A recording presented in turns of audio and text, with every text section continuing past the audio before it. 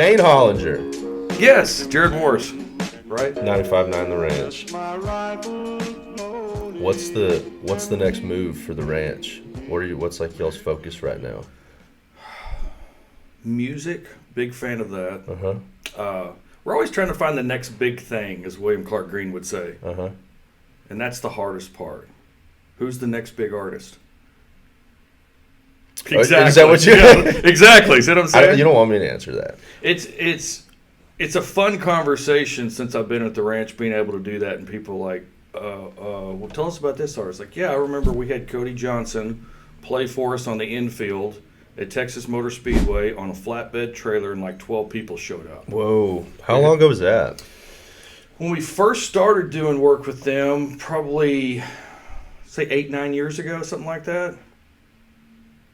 It was weird. Like, nobody, like, this guy's great. Where is everybody? 8-9 years ago.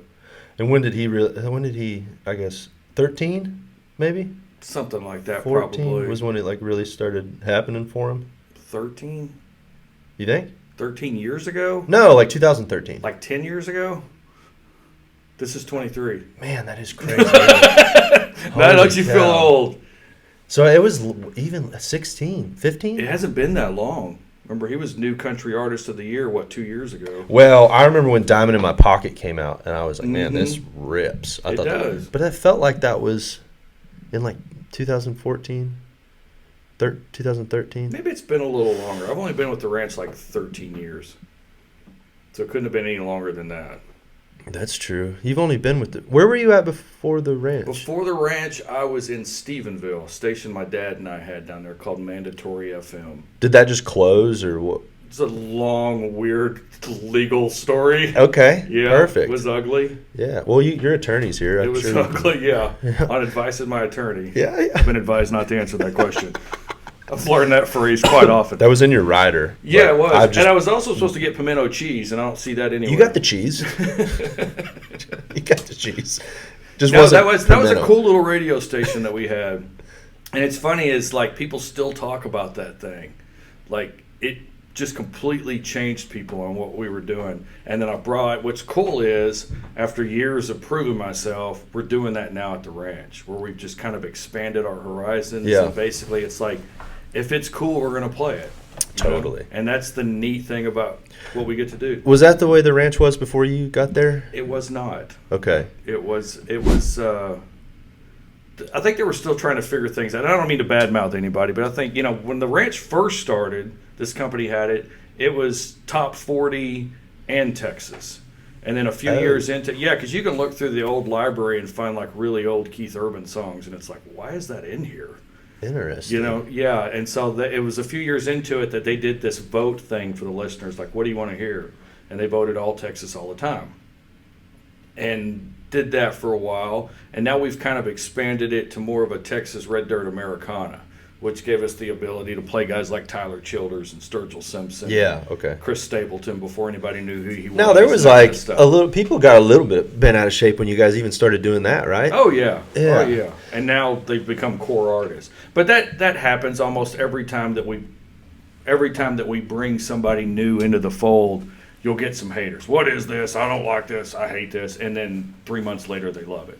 And that's the nature of the beast. Uh-huh. People are scared of what they're not familiar with, I think, sometimes. But. Oh, most definitely. But, so like, how would you decide? Do they have to be independent to play them? Like, how would you? No, not necessarily. So, like, you would play a song that's on traditional top 40 country radio if it was just a good song. Well, we have songs we play that are on traditional top 40. Okay. But a lot of them are ones we played first. Guys like Cody Johnson and Parker McCollum, Cody Jinks are now being played. Zach Bryan's now being played on some top 40 stations. Yeah. And so that's the funny thing about us is we try to find those artists. Somebody keeps calling me. Salespeople. I'll talk to him. You want to talk to him? Who is it? Put it on speakerphone. It's a guy. Do you know who it is? Oh, I missed the call. Oh, you just... He sent me a text and had a question about Randy Rogers. So, obviously, I know all Randy Rogers. Sure. Now, so we play these artists first, and that's our goal is I don't care if they end up getting played on the big Dallas stations or the big corporate radio stations because they become ranch artists when we play them first. That's really our goal. Right. And you're a musician. Your goal is to get played on every radio station and every streaming service that there is. Sure. You don't want to get played on one. What's the point? Yeah. Why are you in it? Totally. And so, yeah, I remember you playing Maren Morris, like that My Church song before. We played Maren Morris early on. Maren Morris used to come out to our ranch pickin' parties, which was a free concert where people showed up and tried to win $100 cash and played their songs out at the Railhead in Willow Park. When was that? That was a long time ago. Yeah. She was, 15 years old. Holy cow. Yeah. What is she like? Oh, okay, so she's like 30 now? Probably. Yeah. Yeah. I hate to say a woman's age, but you go there. Is that controversial? Yes. Really? To bring up an age? Always. Why? Are you new on this planet? A little bit. I'm younger than you, so. That's very true. Whippersnapper. I don't know why that, but see, I think that's a cultural thing that, why I don't know why it's bad to be older.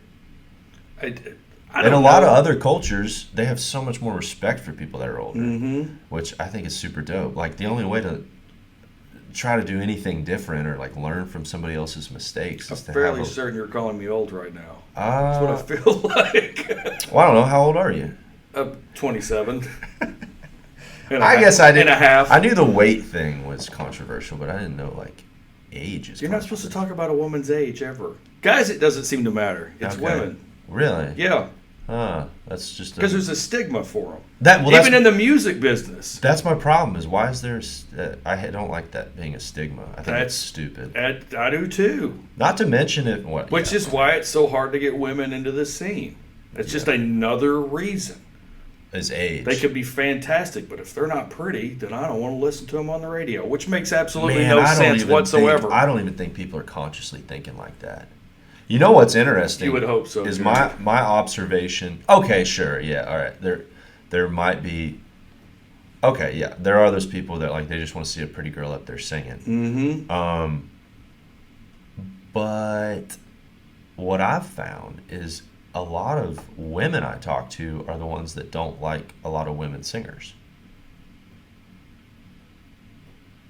You're absolutely right. And I hate to say that, but it's true. I mean, I hate that we've gone into this topic, but it's something that needs to be talked about. it's anecdotal evidence. It's bizarre how... Wave is one-stop money.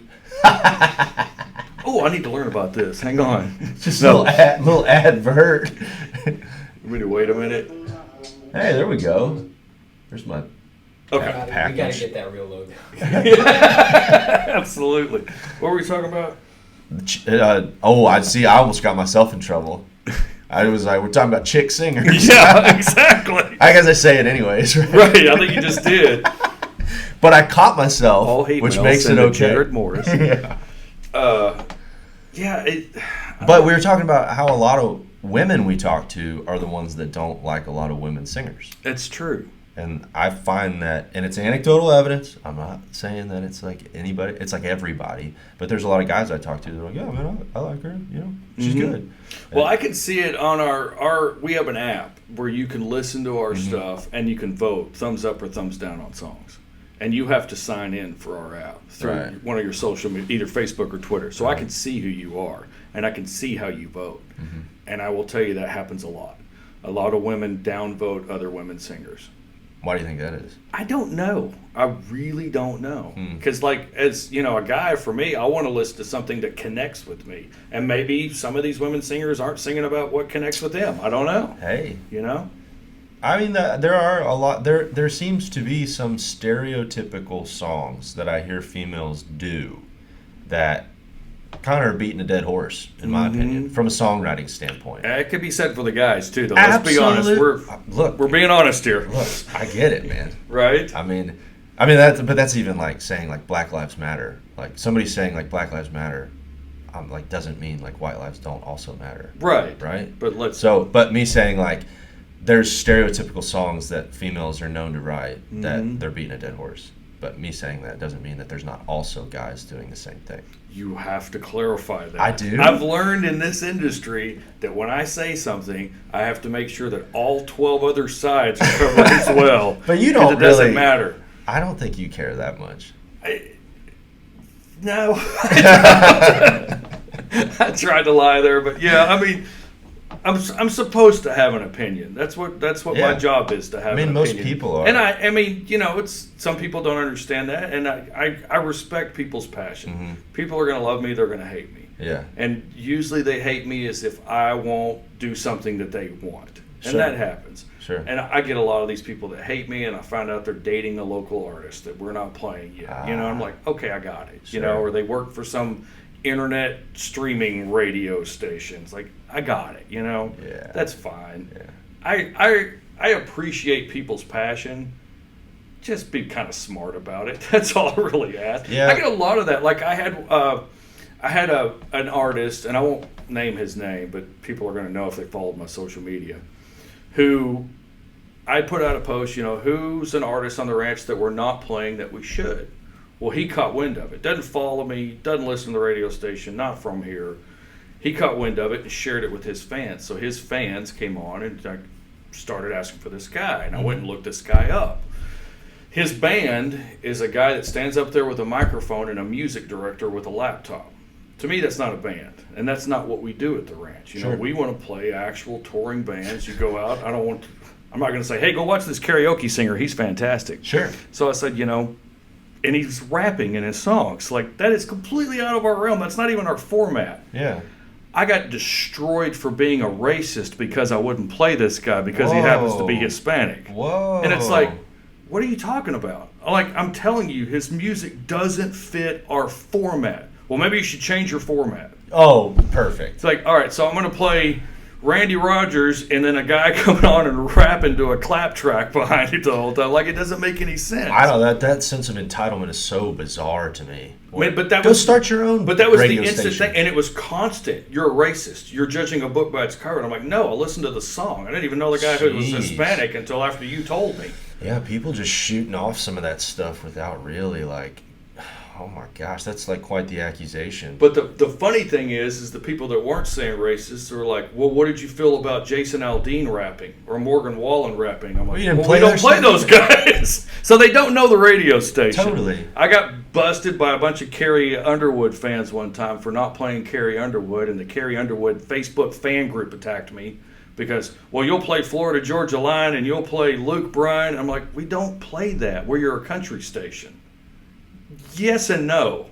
Yeah. Like, it's so hard to explain what we do to people that have never listened, and that's what I just try to get people to do is, like, listen for 10 minutes, listen to 3 songs, and you'll understand what we're about. Yeah. We're completely different than that. Oh, dude, prime example is some newer music that I've put out, doesn't fit your format. Right. And I love your music. Exactly. And, like, the songs, I'll like the songs, but I know it just doesn't fit with what we do. Totally. Like, if we only played what Shayne Hollinger liked, that would be a drastically different radio station. No doubt. But But it fits, it fits in a segment of music that you like. Right. But it's not all the music that you like. Right. And but there's Right. some We'd stuff play that's more just- Slayer if it was up to me. I mean, come on. Exactly. And that's odd to me that people get so. It's like being invited to, somebody's pool party or something. Like, somebody takes the time to throw a pool party, buys the food, puts everything together, organizes it, and you show up and you're like, this pool party sucks. I don't like it. Why is your light green? Yeah. Well, Why is it not blue? and it's like, go throw your own pool party. Why are Right. you dogging? And I don't mean to sound mean or angry or anything. It's just, I get a lot of that, and I don't understand why, quite honestly. I always get pretty tickled by it, though. You always have pretty funny. You gotta just go with it. Yeah. I mean, really, that's all there is. Yeah. If I let that bother me, man, I would have never made it this far. No, I think anybody doing anything in the public eye is going to deal with it at some point. It don't matter if you have a restaurant or you got. What's funny is my other jocks and jock friends are like, how come it's only you? How come it's not us? Oh, they're feeling left out. Like, I don't know, man. There's something about what I do that just Yeah, there's a lot of. irritates people. Yeah, I guess it's. We were talking about this a little bit off air about. I think some people kind of. They have to have a villain, and they have to have something outside of themselves that they can't control, so that they can blame it for some sort of lack of success. And that's something what it that is. they don't have going on. Everybody wants to blame somebody else for their lack of Rather success. than just like coming to grips with it. And Right. I had a guy stop me. It was in Decatur, and his kid plays music, and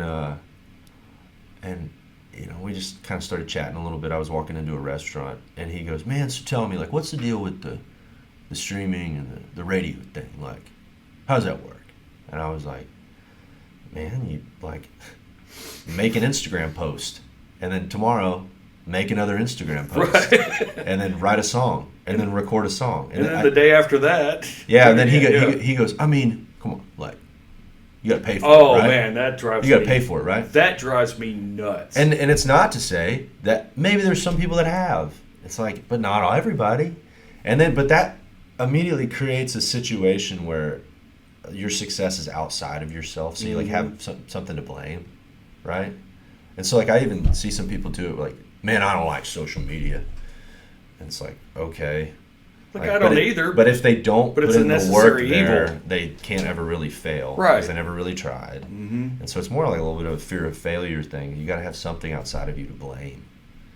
I want to speak to what you just said about paying to be played on the radio. Yeah, that's what you do. A, that is against the law. Yeah. B, that's insulting to me. Yep. And C, that's insulting to every other artist that I play. And that's what pisses me off the most when people say that. Well, Shayne won't play my music because he only takes money for music. That's saying that Pat Green pays me to play his music. That Co Wetzel pays me to play his music. Those guys don't pay me. Yeah.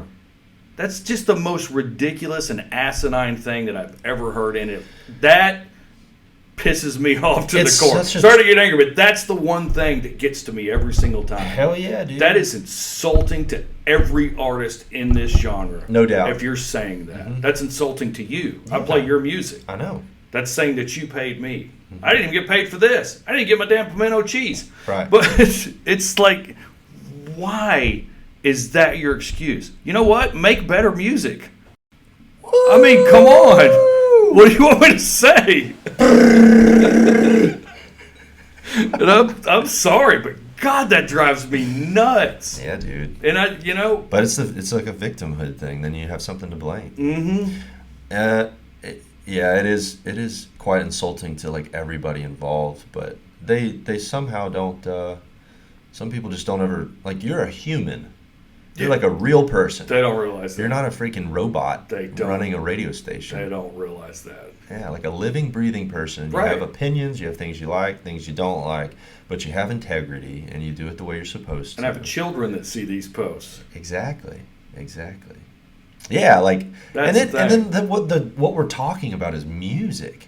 Right. Like, come on, chill out. Yeah. It's gotten like on steroids now because people's success is they're able to see how they're doing and how other people are doing in real time. Mm-hmm. So like pre-internet, if you put out a song and like everybody got together at a bar and like a couple guys were playing and they, I just put out my record and put a single to radio, it's like nobody would really know how it was doing for months down the road. Right. So everybody would get together and you really wouldn't even know how successful your stuff was doing until you like got some reports back and then you saw people starting to come to more shows and now selling merch. Now it's like tomorrow you can find out like, oh dang, so and so just blew up on Spotify. This is a hit. Yeah. Oh my gosh, look, he's blown up on Instagram. And so now it's created a really competitive, and like all of us fall into it a little bit where we're trying to like compare ourselves to, but like I really try to push it aside, but I think people are really getting sucked into that where music has started to become so competitive. It has. And I remember, pre-social media, everybody was a champion for everybody else. Yeah, I remember going to the shows and the Great Divide was headlining and they had Pat Green open for him. And it was just like, we love this guy's music too and we want to give him an experience, and it was letters from Cody Canada when he was with Ragweed telling me, I should play this band, The Great Divide. They're friends of mine. And like, it has not become that, and I think a lot of that is social media that's done that. You think so? Yeah. Everybody has a voice. Everybody's entitled, and everything makes you angry now, which is just that's not what that thing was meant for. It was meant to connect, you know, Oh, and it's share such a the double-edged joys sword. in your life, and it's just become just a giant anger fest. Like, I know I have to be on that thing, but it's a dread when I wake up and go, God, here we go. What do I got? You know, and I had it this morning. Shayne Hollinger's the worst DJ on the planet. Like, she's not wrong, but you don't have to put it on social media. I mean, God. I know your mom. I'm not a DJ. I'm my mom. Your mom was pretty out of pocket on that one. She was right. She knows me. I mean, technically, I'm not even a DJ. I'm an on-air personality now. We're not really wow. DJing. We're playing MP3s. When'd you get the personality? One day. My boss hopes one day. One day. But, yeah, I guess it's probably always been like that a little bit.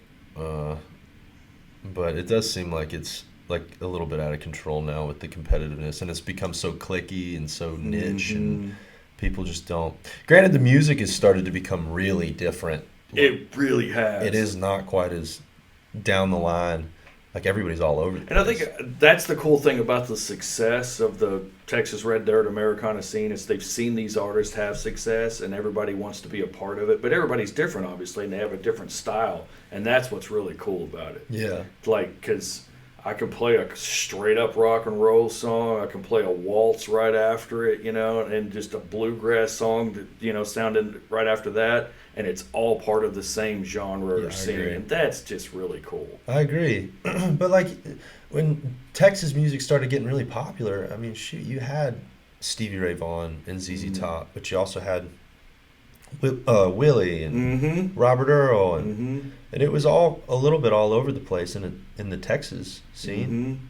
And most people that like country, I mean, they also like the blues and they like some rock and roll, but they're ultimately it's just that fundamental thing on just songwriting. Like, it's just got to be a good song, and like whatever. That's what sets the scene apart is the songwriting. But even that's a double-edged sword, because just because you wrote a song in Texas doesn't mean it's good. Right. You know? Yeah, you could been in Nashville, wrote that song, and it's great. Exactly. You know, it doesn't matter where you are, where you write it. Right. But there It's is where your heart is. totally. And you're from Texas originally, Oh, right? yeah. Like, where? Grew up in Dublin, Texas. Uh-huh. At the time, it was like the home of the original Dr. Pepper, which was great because when you were in school in a tiny little poor school, your field trip was to the Dr. Pepper plant every single year. You Yeah. got a free bottle of Dr. Pepper at the end of the tour. Yeah. Like by my senior year, I was like, yeah, you want me to run this thing for you? I got it. How big was it? 2,500 people. Yeah. It's a little smaller now because now they've built a loop around Dublin. Like you have to be going to Dublin to get there. Now there's a loop that goes right around it, so it's kind of killed that whole Boy, they were a town. ghost town twice then. Yeah. I'm sure there's a railroad that goes through there, right? Oh yeah. Oh, that's why. yeah. So they Right next to the grain mill. They got it twice. Yeah. Just put a loop around it. Dang. Where'd you go to college? Didn't go to college. Yeah, heck yeah. No, I mean I started radio when I was 15 years old. I knew what I was going to do. Because your dad was in it, right? He was. Did it for like his whole life, or? A long time. After that Stephenville station, he stopped doing it. I think it kind of jaded him. I don't blame him. Yeah. But yeah, so like, I mean, he was doing it in the 70s. Yeah. I grew up going to radio stations with him, and he was doing, play-by-play for little Texas high school football games on the radio. Go sit in the press box with him. Like, So it was just in your blood, like you didn't. definitely. And what, like, so straight out of high school, you? I was in high school. I was a sophomore in high school when I started. Whoa. Yeah. And then did you just stay at that station? Stayed there for a long time, and I've moved around a lot. I've been in Kerrville, and I've always been a small market guy until I came to the ranch. Okay. Because, like, small market is really where you kind of learn your craft and you get to play whatever the heck you want, which is really cool for a guy that just loves music. Mm-hmm. So, like, went everywhere doing that kind of thing, and then finally came to the ranch and, bided my time and proved my worth. And they finally made me music director and then program director, and now I'm ruining Texas music. So there you go. Yeah, exactly. One-stop shop. Right, yeah. So, yeah, I mean, it's cool to be at a place that, like, the biggest station of my favorite kind of music. It's a dream job. It really is. Yeah. Is there, like, what's the process of, like, getting to where you're at with these different stations? Like, what do you, did you start as an intern? No, Or, I like- started running the board. It's called being a board op. So basically, like a live remote where a jock goes out on site and there's somebody back at the board that just pushes the button. Okay. And the jock's mic goes on and they talk and you turn their mic off and you start the next song. And that's how I started learning how to do that. Then you moved to what? I was the news director at like 17 years old.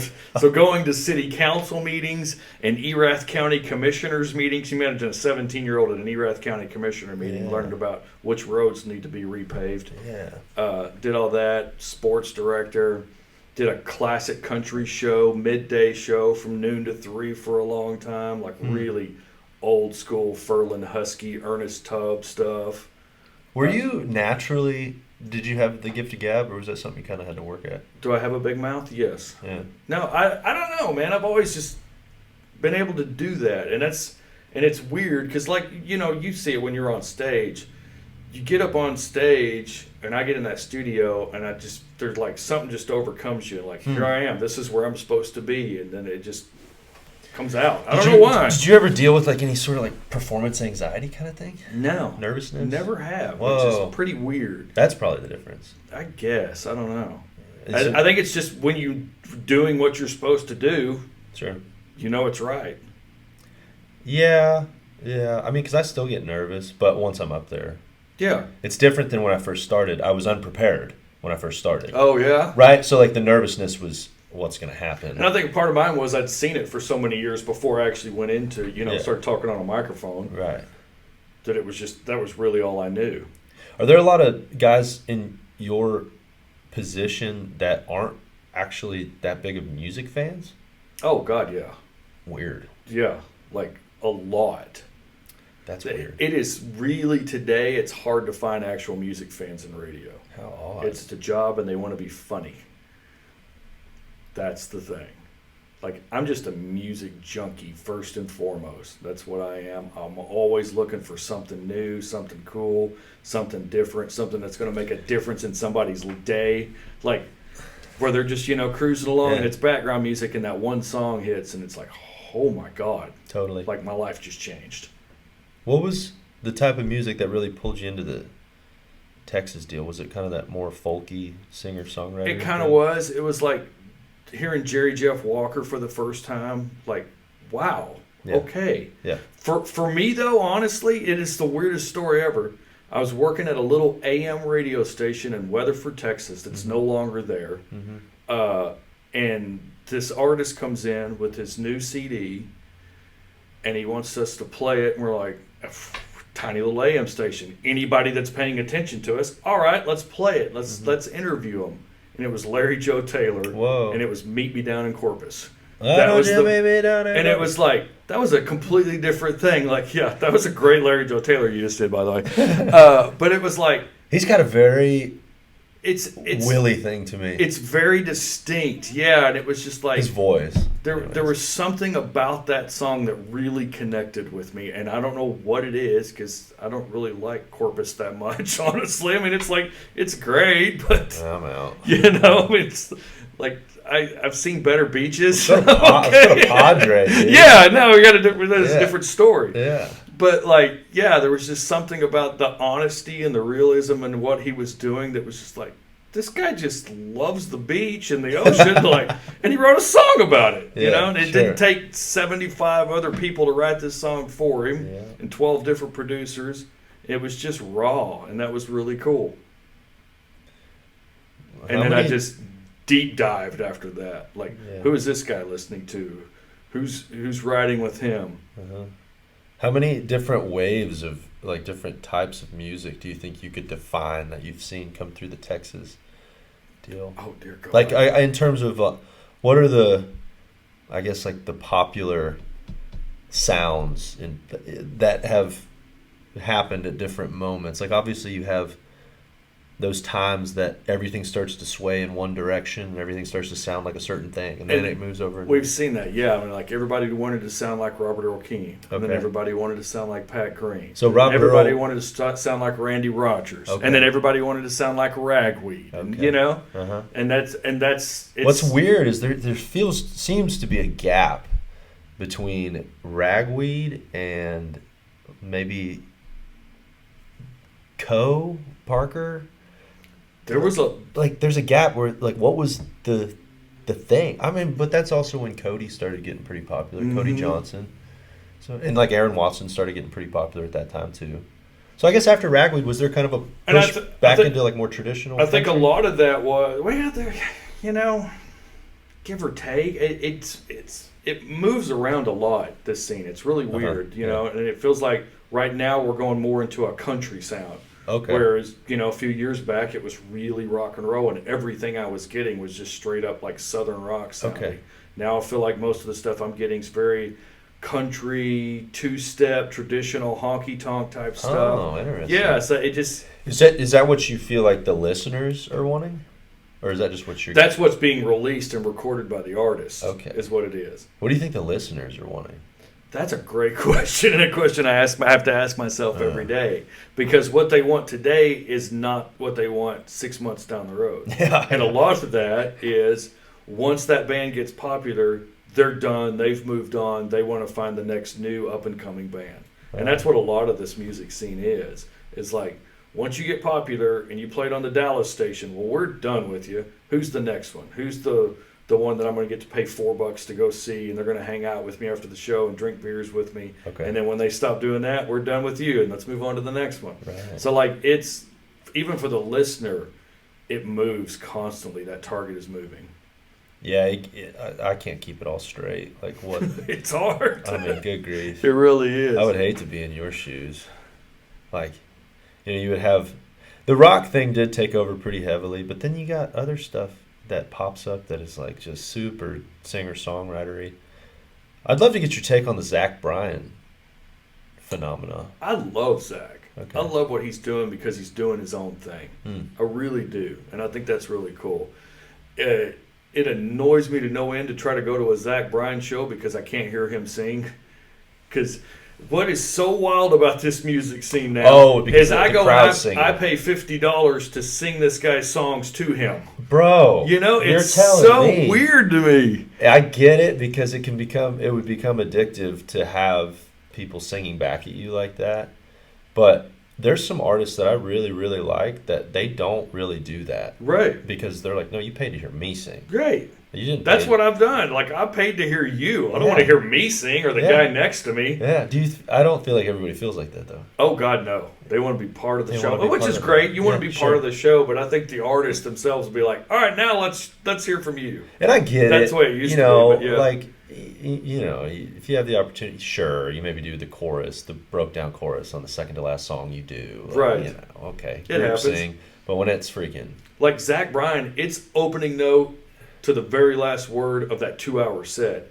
Every single word is sung loud. Because I've been to shows where, like, I can't hear him. Wow. At all. Yeah. It's bizarre. But that's not even not even because he's trying to get them to do that. They're just doing it.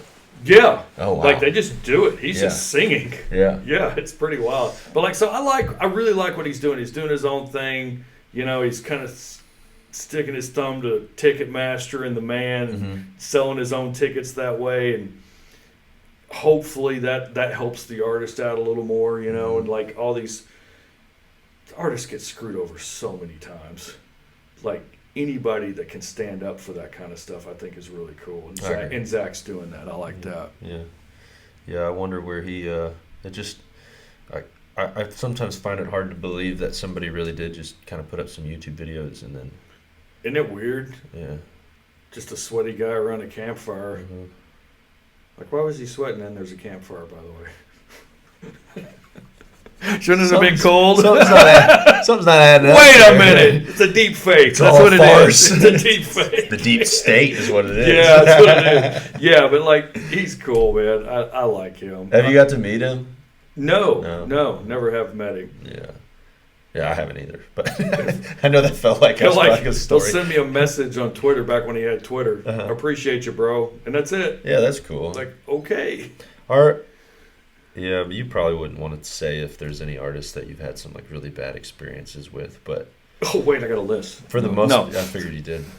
But for the most part, do guys do a relatively good job of remembering that you supported them when they first started? Like, The artists usually do. It's the management companies that take over down the road but Okay. don't know the story. Yeah. And that's, I mean, it's upsetting, but I completely understand it. Like, that's out of their control most of the time by that point when the artist gets so big that the management kind of has to take over that kind of stuff. Because they do. They get pulled in, 80,000 different directions. And I understand that. Mm-hmm. But it's like, damn, man, I was playing you when nobody was showing up at your shows. Yeah, dude. But It's one of the best things that ever happened to me. It was. But to think that somebody just has to pay, or you're like doling out favors like that just ain't the way it is. And then that was never my. It wasn't even in the realm of possibilities. Like when I met you for the first time, or it was like, this dude's gonna play it if he likes it, you know. And then there's something to be said about like trying to cultivate a relationship, not just using you. Right? yeah, and that's the hardest part with what I do, man. Exactly. Like a lot of times I'm like, I see what you're doing. Oh, brutal. I see what you're doing now. Yeah, well, yeah, exactly. Shoot, man. I remember, I've probably told you about it before. It's probably 5-6 years ago now. 6 years ago. I think I had one song out, and I was trying to get y'all to play it. It was the first song I ever released. It's that Red Bandana song. Yeah. And I remember I brought little Yetis, and I'm sure you guys get stuff all the time. No, people not at drop, all. Yeah, people dropping stuff off. But I came and I wrote a little note and everything, and I tried to get it in there to y'all. Didn't even get that. No, of course not. No. But it was part of like the. I don't get that most of the time. But you gotta like try. You get some random stuff sometimes. I really do. But try not. I don't know what is the best route to like. You just gotta put out music and you gotta play live, and at some point you're gonna, if people dig it, you're gonna hear about it. As an up and comer, Yeah. like how do you get in? Yeah. Is what you're saying? Yeah. You put out music, you send it to a radio station, and you call that radio station, and you talk to them and tell them your story. Okay. I have always respected that. A management team, a radio promoter, no offense to them because I understand it's a beast to try to talk to every single radio station. A radio promoter can't tell me your story, can't tell me how good your song is. Okay. I'm going to hear your song and it's going to be great, and then I want to know your story. Sure. So then I can talk about you on the air Yeah. and understand where I think you're headed, Yeah. Is the radio, like, how do you feel about radio and streaming and like where all that is headed? Like, what's your opinion on a lot of that? It's our biggest competition, obviously, and like we're completely open and understand that. I wish, and my dream has always been the way it used to be, is you released your song to radio first, we played your song, people bought your song that way, and then you put it on streaming and it's free. And then you'll get royalties off that. Obviously, you're not going to get as much off the royalty of streaming as you are if you're actually literally selling albums and selling songs. Totally. But I don't know. It's just streaming is such just a big competition for us that we understand it's out there and we understand that we have to fight with it. I wish there was a way we could work hand in hand, but I don't think that's ever going to happen. Yeah. But yeah, so when you're saying streaming, you're talking about specifically like digital streaming platforms. Right. Yeah. Yeah. But like what you guys are doing with internet streaming is different.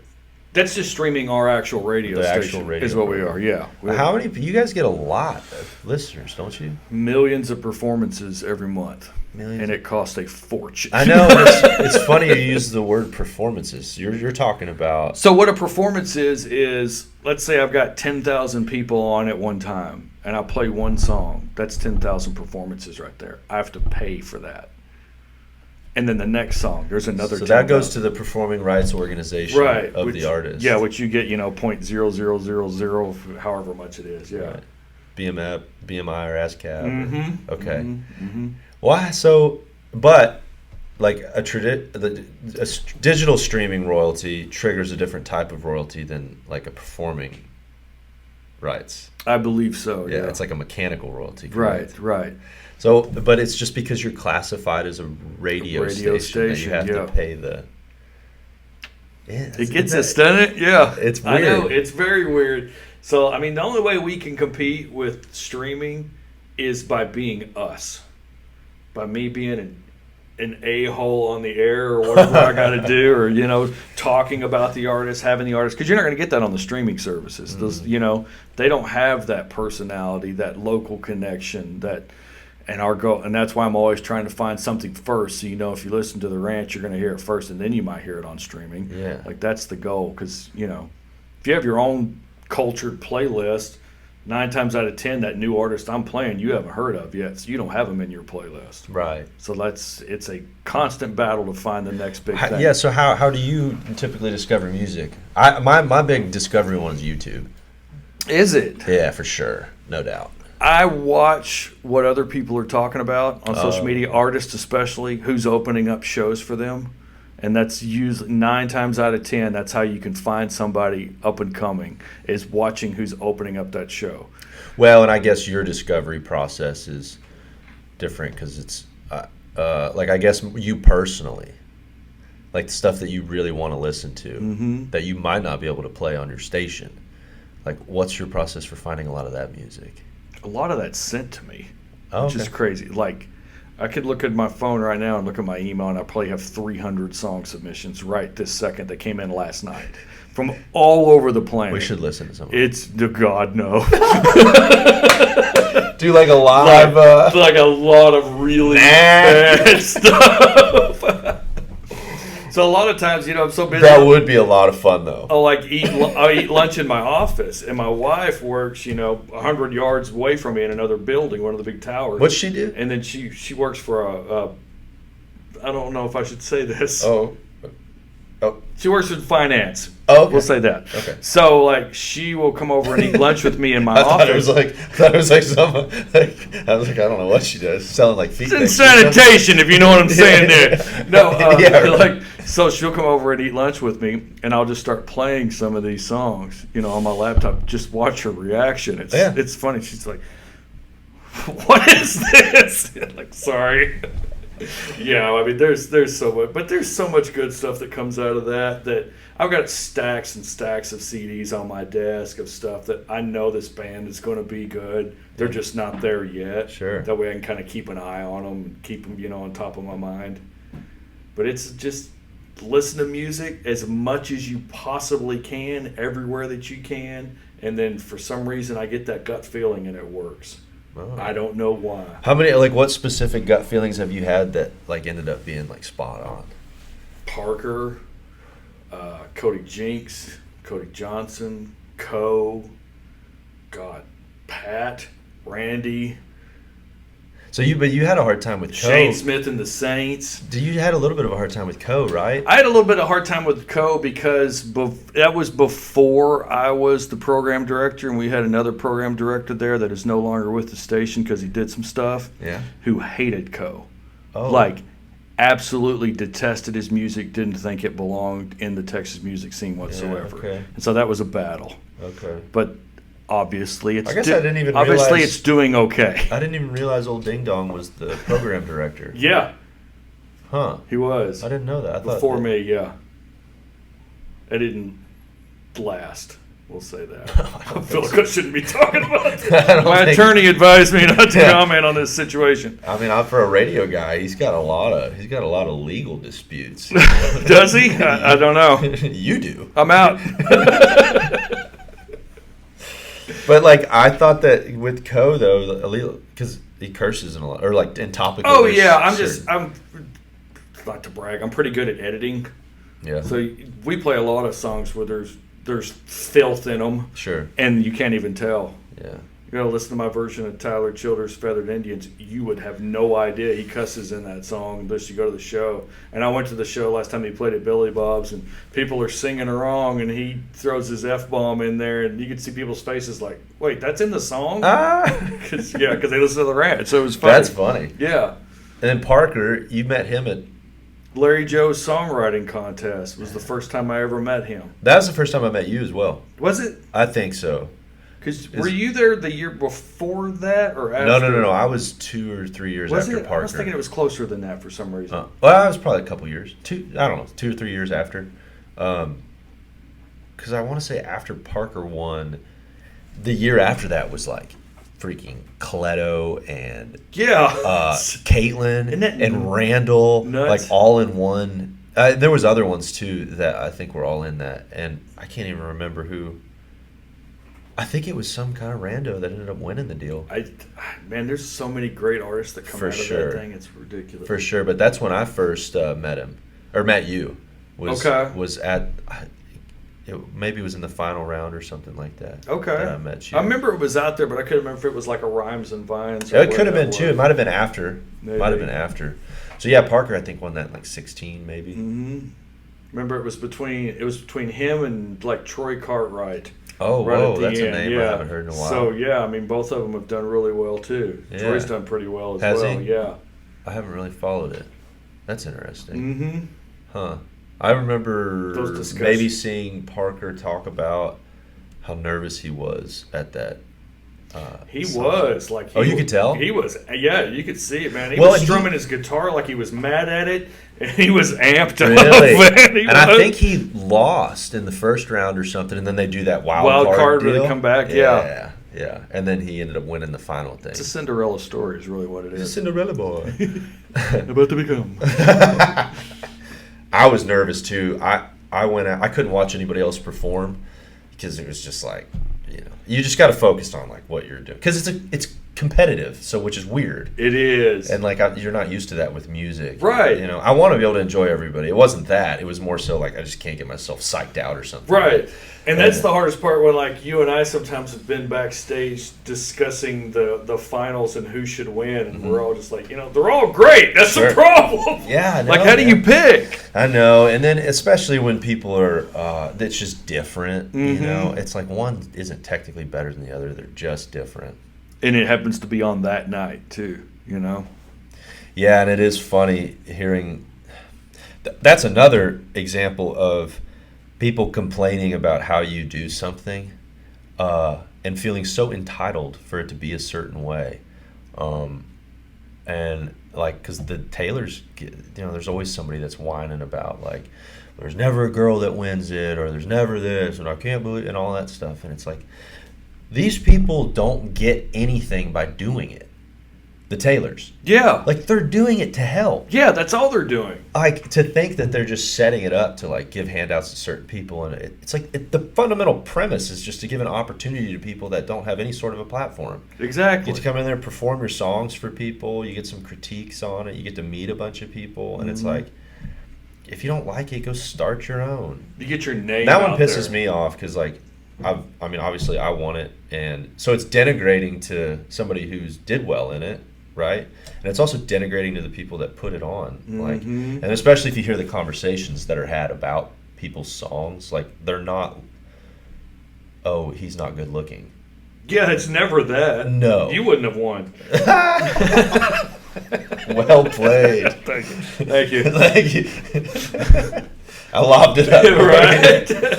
But it's like high level conversations about songwriting. And like, Mhm. there's people that have a page of notes about like somebody's second verse. Right. Like, I think they could tighten it up. And It's funny because mine's like, he's a 5. yeah, I don't know. It's just a vibe. I like that song. It was good. I remember some words. Yeah, it's such an elusive thing. I love songwriting, but it is so elusive. And I just do the goosebump test, man. Every DJ thinks they can write a song.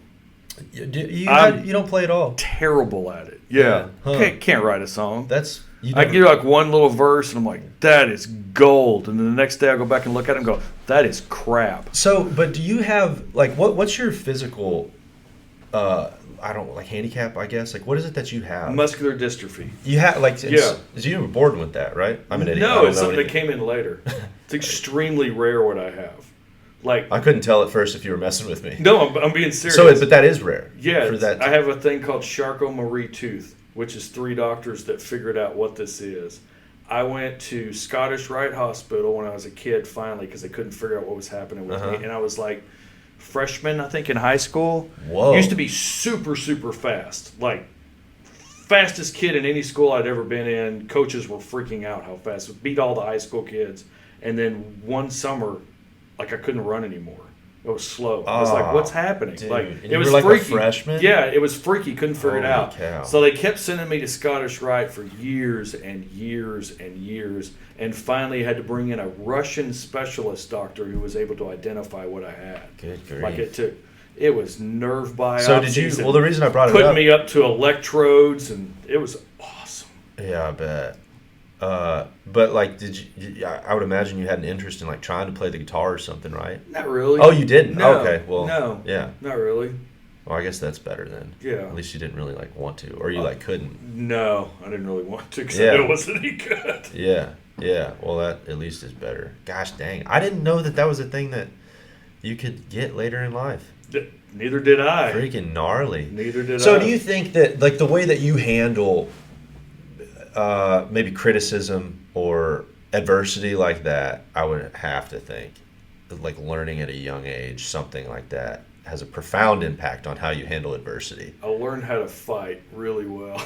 That's for sure. Well, do you mean like more No, like philosophically physical or- fight. Yeah. Oh.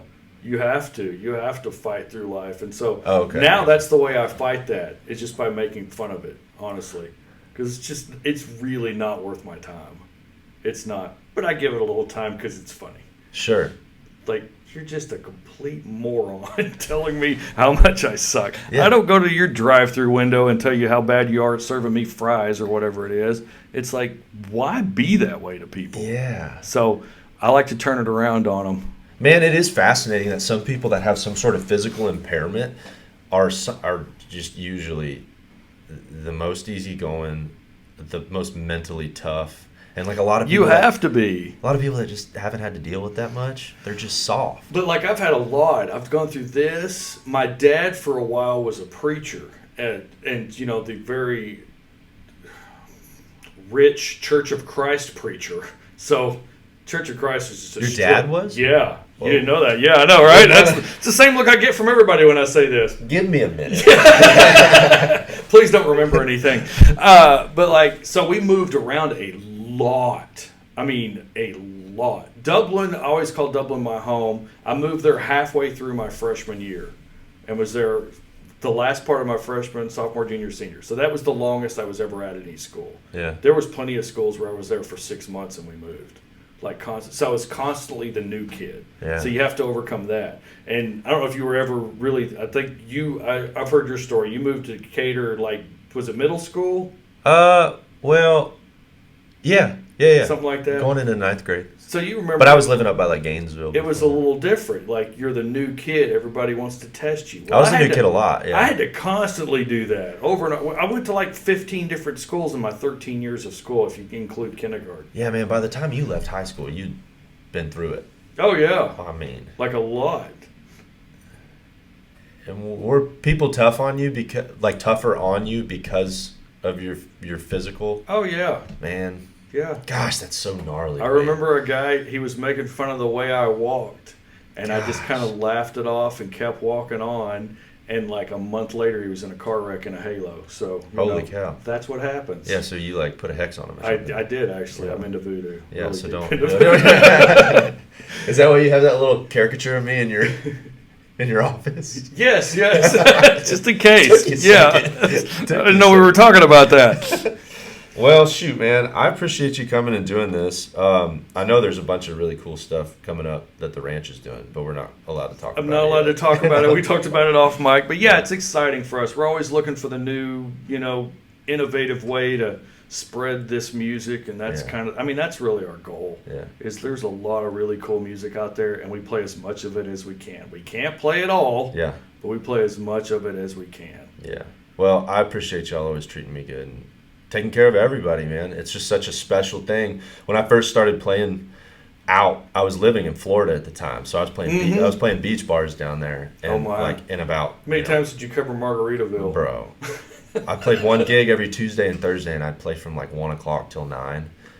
Good God. Yeah, and it was just they wanted to churn out tables. They would actually get mad because I would try to I keep it pretty interactive and stuff, and and tables would be having a good time. They'd order their food and they'd get drinks, and they'd just stay there because they're having a good time. and they would get mad at me. They They would wanted force to me move. to take breaks and like because they wanted to turn another table in there, which was like that was a really weird. Like be entertaining, but not too entertaining.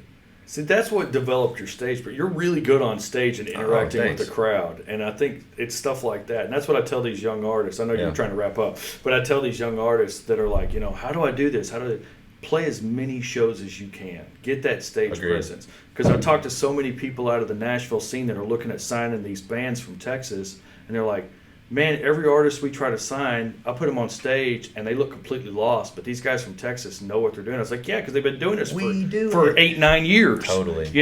Totally. They're doing 200 shows a year. Mm-hmm. Yeah, you got to just get in the fire and like learn how to deal with adversity. And I mean, somebody walking on stage or somebody shouting something at you. Just how to read a crowd, know what they want. Totally. And that's a skill set that we're all learning in Texas, and then the nation gets a wind of it, and they're just like, God, these guys and gals are great. Yeah, but just doing it. Mm-hmm. Like, that is just the name of the game. That's what it is. Yeah, and so I just couldn't wait to get back to Texas because there was a legitimate plan for somebody like me who had nobody, had nothing, had no connections, write a good song, and like go out there and play at a bar.